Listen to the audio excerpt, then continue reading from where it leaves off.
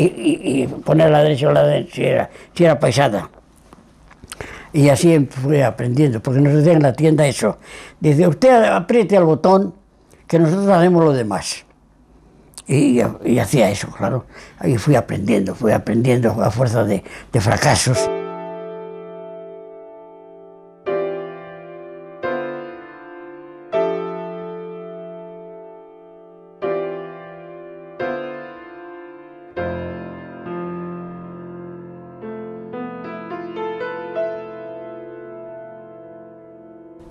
Su cuñado era encuadernador del Estado y también había formado la agrupación socialista Bierzo IV en Ponferrada. Y fue la primera con esa denominación que se creó en la comarca del Bierzo, y también él fue su primer presidente. Y fue la persona que le ayudó a conseguir sus dos primeros trabajos. Finalizando 1928, Vicente Nieto llega a Madrid, en el momento en el que la dictadura de Primo de Rivera pone punto final a su recorrido. Un joven Vicente no puede sustraerse al cúmulo de acontecimientos que van a derivar en el 14 de abril del 31, en la proclamación de la Segunda República. Durante estos años, Nieto se va formando su personalidad, y junto a ello hay que tener presente que en los años 30 trabaja en el servicio de paquetería y de suscripción del diario El Socialista, una cuna excelente para tener una visión social en un momento, en una coyuntura histórica realmente complicada. Y por esa época Vicente también estudió en la Asociación de la Prensa y también en la Federación Taquigráfica de Madrid, soñando como pues, un sueño muy lógico en esa época de escasez, con entrar a formar parte de los taquígrafos que trabajaban en el Congreso, por lo menos en los que se fijaba. La Segunda República supone el proyecto más importante que ha tenido este país en lograr una modernización efectiva que le permitiese acercarse a lo que supone el resto de la Europa occidental. La República significa un desplazamiento del bloque de poder, el antiguo bloque oligárquico deja de ser el rector del país, y una coalición de burguesía moderada y de una izquierda obrera, en principio no revolucionaria, incorpora a la agenda política una serie de problemas que hasta entonces habían estado sin resolver. El problema de la reforma agraria, el problema de un ejército incapaz e ineficaz, el problema de la integración en el Estado de los nacionalismos periféricos, las deficiencias en cuanto a la alfabetización. Hay que tener presente que el 30% de los españoles eran analfabetos en 1931 y un sistema educativo homologable al que existía en el resto del mundo civilizado, el problema social y laboral y, no menos importante, la cuestión religiosa. Todos estos problemas se incorporan en este momento y ningún habitante de la España de la década de los 30 fue ajeno a ellos. Al poco tiempo de aprobarse la Constitución ya empiezan los movimientos militares de carácter monárquico, el general Orgaz, Barrera. Estos van a progresar hasta que se introduce en el campo político la Falange. Inicialmente las aspiraciones son monárquicas, así también lo plasma la Iglesia, también lo quiere el dinero, pero irán derivando todos a una solución nueva que aparece en Europa, que es el fascismo. Pues como a muchos de quienes participaron en la Guerra Civil, a Vicente le cuesta mucho hablar de ese periodo, de su vida, que es un periodo pues, difícil y doloroso también. Su incorporación a las milicias republicanas es un poco, para mí al menos, el ejemplo perfecto de cómo fue la contienda en sí, de cómo se organizó y de la manera sorpresiva en la que empezó. Y tal cuenta que tenía 15 días de permiso en el periódico El Socialista y de repente, yendo hacia su casa, su recuerdo es que de alguna manera oyó la llamada a los españoles para que apoyaran a la República. A Vicente le influye poderosamente un discurso de Manuel Azaña en el cual el presidente del primer gobierno republicano insiste en la necesidad de que todos los trabajadores se incorporen al proyecto que significa la República. Se declaró la guerra y yo estaba de vacaciones y yendo de paseo iba a comer y oigo a Manuel Azaña pedir auxilio, diciendo que los militares se habían sublevado, que tal y que cual, que había que defender España y tal. Pues bueno, en lugar de irme a comer, me fui a un círculo republicano, me dieron un fusil, me dieron unas balas que las metí aquí, que me hacían polvo. La masa obrera, fundamentalmente, está cansada, quiere conseguir sus objetivos de bienestar, de justicia, de libertad, y ya no están dispuestos a transigir. Ya llegan en cierto modo, la solución de que hay que mandar tropas a los alrededores de Madrid, puesto que las fuerzas sublevadas se van a presentar en cualquier momento. Para eso se decide montar 5 batallones. Uno de ellos se le da a Mangada. Mangada montará su centro de reclutamiento en la Casa de Campo. Se metió en la primera agrupación socialista que vio y allí, bueno, empezó su camino en la guerra. Estuvo primero en el Alto de los Leones. Se empieza la formación de las milicias, inicialmente con socialistas, que, como dice Vicente, lo reclama el presidente de la República. Estos socialistas van a ser los primeros en llegar al sector asignado, aproximadamente entre Almenas de San Pedro y Navalperal. Y después, cuando pasaron esos 15 días de vacaciones, volví a la redacción del Socialista, pensando que se tenía que incorporar de nuevo al trabajo. Y se encontró con que allí no había nadie.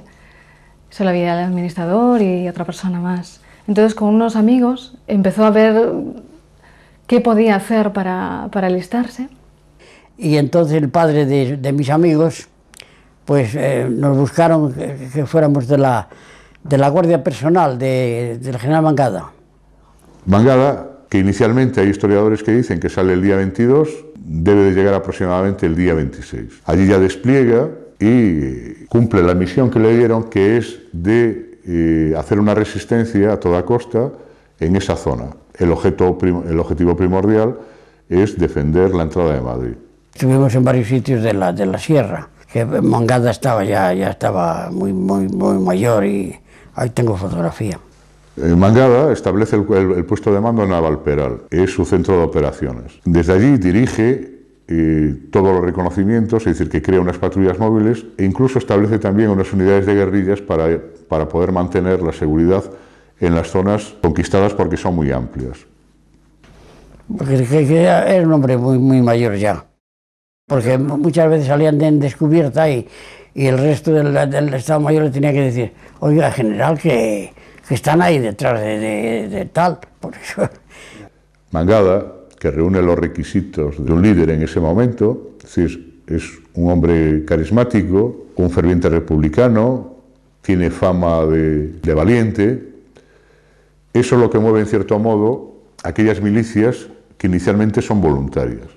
Cuando estamos hablando de que son voluntarias, significa que ellos se sentían como voluntarios. Es decir, en cualquier momento se marchaban del frente porque decían que estaban allí voluntarios. De hecho, a finales de agosto, Mangada tiene que leerle unas órdenes que les dan, por ejemplo, que no huyan de la aviación, que cuando se van a Madrid tienen que volver, que cuando los llaman tienen que asistir, que eso demuestra que aún a finales de agosto la indisciplina era general. Un amigo que yo tenía, que era íntimo, pues estaba yo limpiando el fusil arriba y se fue corriendo y dice que nos vamos a Madrid. Digo: uy, qué bien, mira, estoy limpiando el fusil precisamente. Dice: no, pero ya tú no puedes ir. No, ya están nombrados todos los que van a ir. Hombre, ¿cómo no me lo has dicho? Para ir a Madrid y tal. Y mira por dónde me salvé. Porque este chico, que yo no separaba de él, eran íntimos amigos, precisamente por el campo donde yo vivía, en la colonia Manzanares, pues salió un moro, les tiró una bomba y lo mataron. Si yo llegué con él, ya no me hacía fotos ahora. Mangada, por sus victorias, en cierto modo, sobre los sublevados, el pueblo de Madrid le concede la medalla de oro, incluso dicen que le pusieron una calle, el nombre de una calle. El Ministerio de la Guerra le asciende a coronel honorario, e incluso los milicianos que estaban con él piden que lo asciendan a general. Como eso no se cumple, ellos mismos dicen que en Navalperal le imponen el fajín. Después de estar en el frente, gracias a sus conocimientos de taquigrafía, un día pues, un alto cargo que pasaba por la zona donde él estaba preguntó si alguien sabía escribir a máquina y entonces se lo llevó consigo para que ejerciera eso de mecanógrafo y sargento, lo ascendieron a sargento, en la 32 Brigada Mixta de la Tercera División. Ahí ya pasó a la retaguardia, Santa María de la Alameda, que es un pueblo que está a 71 kilómetros de Madrid, y ahí ya fue cuando le pidió a su sobrina, a Cecilia, que le enviara la cámara, la Kodak Baby Brownie. Y ahí es donde llegó un capitán y nos vio comiendo sardinas de lata. Y dice, de frío nada, hay que comer caliente. Dijimos, es que no puede pasar la intendencia, que están bombardeando el paso. Y bueno, vale, pero que sepáis eso. Bueno, a ver, ¿algunos de vosotros sabe escribir a máquina? Claro, todos me miraron. Dice, nieto, ¿tú sabes escribir a máquina? Digo, soy taquígrafo. Pues solamente conmigo. Y ya me metieron. Entonces es cuando pedí la máquina. Porque claro, con guerra no vamos a llevar una máquina a la trinchera. Ahí empezó a documentar, a la manera también de un álbum familiar, digamos, la vida en la retaguardia. Su sobrina Cecilia era la que le hacía de enlace entre esa retaguardia y la capital. Él le mandaba los rollos y le pedía las copias que necesitaba, ¿no? Él le hacía fotografías a sus amigos y cada uno tenía unas necesidades. Uno se lo pedía para él, otro para la novia, otro para su familia. Fundamentalmente fotografía escenas de la retaguardia, fotografía a la gente, a sus compañeros que están haciendo la guerra con él, fotografía las oficinas, fotografía digamos las tropas, pero siempre, o las cocinas, pero siempre en la retaguardia. Frente a otros muchos fotógrafos que, a pesar de ser divertimentos, de retaguardia, muchos fotógrafos de la época quemaron sus negativos por miedo, ¿no?, a las represalias, por estar en el bando republicano. Yo creo que quizás hay que darle ese valor, ¿no? Es decir, que el propio Vicente Nieto, a pesar de los riesgos que supone, porque nadie que pudiera censurar esas imágenes sabía si eran de fuego real o si eran del frente o si eran imágenes escenificadas, él las ha seguido manteniendo y eso creo que también le da un gran valor como persona, ¿no?, como ser humano. Es una fotografía muy directa, es una fotografía, diríamos, de registro inmediato, ¿no?, de la vida cotidiana en el frente.